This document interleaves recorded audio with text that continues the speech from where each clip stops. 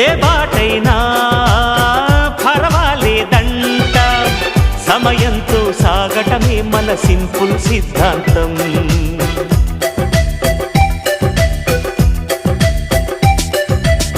చిరుగాలికి పరిమళమిచ్చే సిరిమల్లెల వనమై ఉందాం, గగనాన్ని నేలను కలిపే హరివిల్లుల బంతెన అవుదా. ఆనందం అంటే అర్థం మనమందా, ప్రతి పూట పాటై సాగే హుషారు సరిగమలో. ఎన్నో ఎన్నో రాగాలుండే సంగీతం కాదా, చల్లకి నవ్వుల కేరింత.